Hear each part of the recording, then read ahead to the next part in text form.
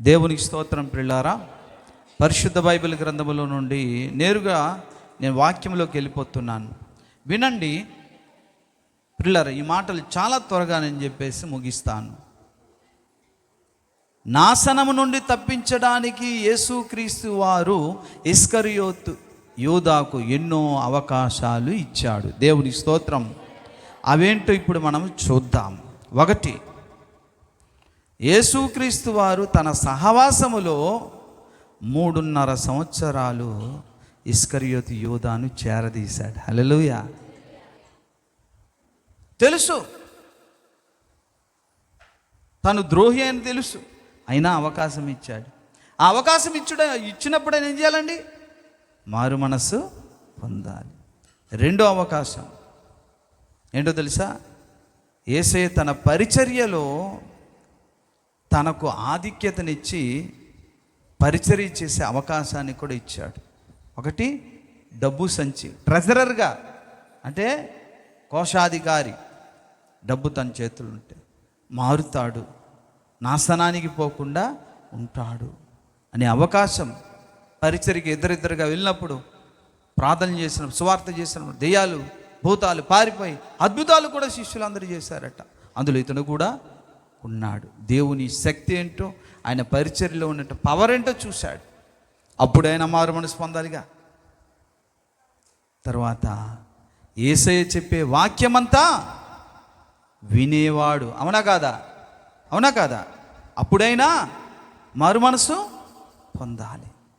నాలుగవదిగా, యేసయ్య పరిశుద్ధుడని, యేసు నిజమైన దేవుడని అద్భుతాల ద్వారా కూడా రుజువైపోయింది. చచ్చిన లాజరును కళ్ళ ముందే బ్రతికించేశాడు. ఎన్నో రోగాలు బాగు చేశాడు. నీటి మీద నడిచాడు. సముద్రము మీద వచ్చిన తుఫాన్ని అణిచాడు. ఇవన్నీ చూసారా లేదా? అప్పుడైనా మారు మనసు పొంది యేసు దేవుడని నమ్మాలి, పశ్చాత్తాపడాలి, క్షమాపణ అడగాలి. ఇంకా ప్రియులారా గమనించండి, యేసయ్య ఈ ఇస్కరియోతు యూదా ముద్దు పెట్టి సిలువను అప్పగించేంత వరకు యేసు ప్రేమిస్తూనే ఉన్నాడు. హల్లెలూయా. ఎవరు ప్రేమిస్తారండి అలాగా? అయితే యూదా అయితే యేసయ్యను ద్వేషించాడు, డబ్బుని ప్రేమించాడు. యేసుని విసర్జించాడు, యేసయ్యను అప్పగించేశాడు. కానీ యేసయ్య మాత్రం ప్రేమిస్తూనే ఉన్నాడు. అప్పగించేటప్పుడు ఏమనాలండి? వచ్చారు, ముద్దు పెట్టాడు. ఎవరు? ఇస్కరియోతు యూదా. అప్పుడు ఏమనాలి యేసయ్య నిజంగా అతను చూసి? ఎరా బద్మాస్, నమ్మక ద్రోహి, గురుద్రోహి, నన్నిలాగా ముద్దు పెట్టి వీళ్ళకి అప్పచెప్తారా? పేతురు కత్తితి పీక నరికాయి అనాలి కదా. యేసయ్య అలా అనలే. చెలికాడా, ఇలా ముద్దు పెట్టి మనుష్య కుమారుని అప్పగిస్తున్నావా అన్నాడే తప్ప దూషించలేదు. ఎంత ప్రేమ అండి! ముక్కు మొహం తెలియనట్టు దొంగని క్షమించేశాడు ఆయన శిలువ మీద. 3.5 సంవత్సరాలు సాహచర్యములు ఉన్నటువంటి వ్యక్తిని క్షమించాడు ఆయన. ఆయన చేజార్చుకున్నాడు. యూదా పోగొట్టుకున్నాడు అవకాశం. ఎలా రక్షిస్తాడు దేవుడు? పిల్లారా, యూదా దేవుడు ముందుగానే నాశన పాత్రుడిగా నియమించలేదు. యూదా బుద్ధిపూర్వకముగా పాపము చేసి చేసి చేసి చేసి నాశన పాత్రుడైపోయాడు తప్ప దేవుడు ముందు నియమించలేదు. తనకి అన్ని అవకాశాలు ఇచ్చాడో తెలుసా? లాస్ట్ అండ్ ఫైనల్గా చివరిసారి ఏం చేశారంటే, తాను సిలువకి ఇంకా వెళ్ళిపోతారన్న ముందు రోజు బల్లారాధనలో 12 మంది ఉన్నారు. వాళ్ళని చూసి, మీలో ఒకడు నన్ను అప్పగిస్తున్నాడని నోరిప్పి చెప్పాడు.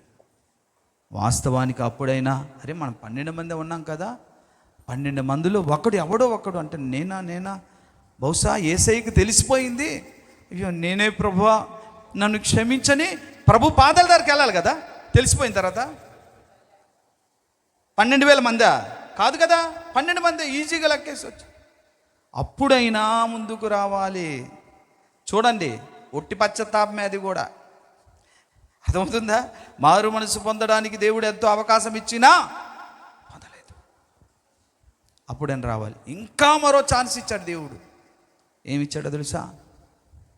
అప్పుడు పేతురు అంటాడు, ప్రభువా ఎవరు? నేనేంటి ఈడ ఆడ. యోహాన్ అంటాడు, ఎవరు కొంపతీసి మళ్ళీ ఎవరు అంటున్నారు. ఆ మీమాంస ఎందుకయ్యా? 12 మంది అన్నాను, 12 మందిలో ఒకడు అన్నాను, ఒకడు రావాలి కదా. సరే రాలేదు. ఎవరో కూడా చెప్పేస్తున్నాను. ఇకనైనా మారు మనసు పొందితే మంచిదని దేవుని ఆలోచన. నేను ఈ ముక్క ఇలా ముంచేసి ఇస్తాను. అతడే అన్నారు. సరే ముక్క ముంచి ఇస్కరియోతు యోధాకి ఇచ్చారు, తీసుకున్నాడు. దాని అర్థమేంటి? దాని అర్థమేంటండి అంటే నేనే అని 12 మంది శిష్యులు 11 మంది శిష్యులు తెలిసిపోయింది, యేసయ్యకు తెలిసిపోయింది. దొంగ దొరికిపోయాను. ప్రభువా నన్ను క్షమించు నాయన, నన్ను క్షమించు, నేను నమ్మక ద్రోహిని నన్ను క్షమించి నీ పాదాలు బట్టి అడుగుతాను, ఇంకెప్పుడు అలా చేయను ప్రభా, నన్ను క్షమించు, నువ్వు క్షమించే హృదయం గలవాడు ప్రభా. నీ ఏడవాలి కదా, క్షమాపణ అడగాలి కదా, మారు మనసు పొందాలి కదా. అక్కడైనా మారు మనసు పొందే అవకాశాలు ఎన్నో దేవుడు ఇచ్చాడు. కానీ ఆ ముక్క పుచ్చుకొని పారిపోయాడట. ఏముందండి యోహాను సువార్తలో?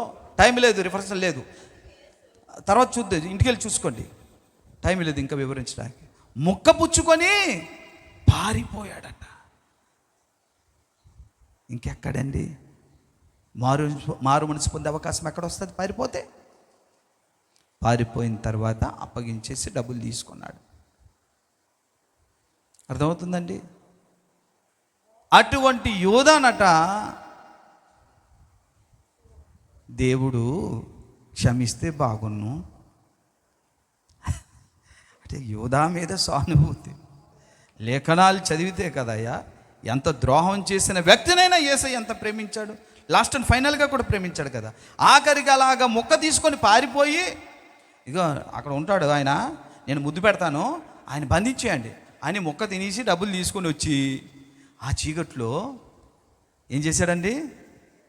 ప్రభువా ఐ లవ్ యూ అన్నట్టుగా కౌగిలించుకొని ముద్దు పెట్టాడు. అప్పుడు కూడా యేసయ్య ప్రేమిస్తున్నాడు.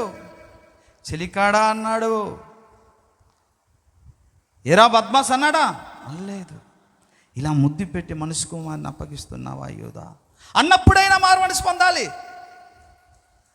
యేసయ్య ఇచ్చినటువంటి ఛాన్సెస్ ఏ పాపికైనా ఎవరు ఇవ్వరు.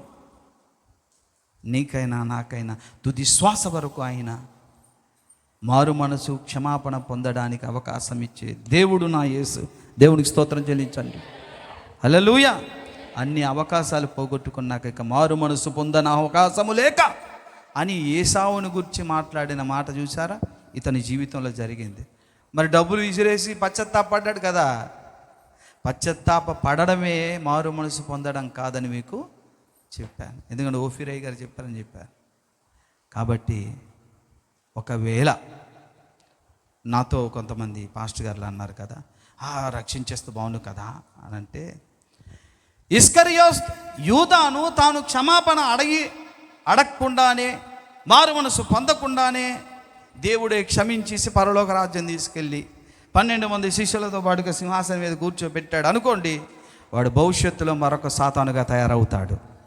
దేవుడు మరలా ఆ యొక్క పిచ్చి పని చేయడు. ప్రార్థన చేద్దాం, తల వంచండి. ప్రేమ కలిగిన మహాపరిశుద్ధుడా, ఆశ్చర్యకరుడానికి వందనాలు. నీ లేఖనాల ద్వారా ఇస్కరియోతు యోధాను మీరు ఎంత ప్రేమించినా సరే అవకాశాన్ని పోగొట్టుకున్న సంగతి నాయన ఈరోజు లేఖనాల ద్వారా మీరు తెలియజేశారు.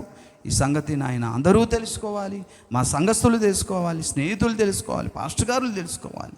ఈ మెసేజ్ కూడా అనేకులు తెలుసుకొని, దేవా నీవు ఎంత ప్రేమామయుడవో, ఎంత కరుణామయుడవో, ఎంత దయగలవాడవో అయినను సరే దాన్ని త్రొక్కేసి నిన్ను నాయన అమ్మేసిన ద్రోహిని ఇక మీరు కోరిన మరల క్షమించి పరలోకం తీసుకెళ్తే మరో సాతానుగా భవిష్యత్తులు తయారవుతాడు. కాబట్టి ఆ కారణం చేత తాను నాశనపాత్రుడు అనేది లేఖనాల్లో స్పష్టత మాకు తెలియజేశారు. విన్న వాక్యాన్ని మా హృదయాలలో నాయన ఒక సత్యాన్ని గ్రహించి ఆ సత్యం మీద, నీ న్యాయమైన తీర్పు మీద, నీ లేఖనాల న్యాయమైన తీర్పు మీద మేము నమ్మిక ఉంచి తుది శ్వాస వరకు నిన్ను వెంబడించుటకు మాకు సహాయం ఇచ్చేయమని పిల్లలందరూ ఇచ్చిన ప్రతి కానుకని పేరు పేరుని దీవించి ఆశీర్వదించి మహిమా ఘనత ప్రభావాలు మీరు ఒక్కరే పొందుకోమని, ఇంతవరకు బిడ్డలు ప్రభు ఆకలితో ఉన్నారు, టైం ఓవరైంది, మా బిడ్డలకు కావలసిన శక్తి బలము ఆరోగ్యం మీరే మాకు ఇవ్వండి తండ్రి. మా బిడ్డలు ప్రభు నాయన ఒక పూటి కొరకు నాయన ఈ యొక్క శ్రేష్టమైన సమయాన్ని అమ్మివేసే వాళ్ళు కారు. నా బిడ్డలు మీరు దీవించు, నిశ్చయముగా ఆశీర్వదించు, నా ప్రార్థనకు ప్రతిఫలం దయచేయండి, మహిమ పొందండి యేసు నామమున.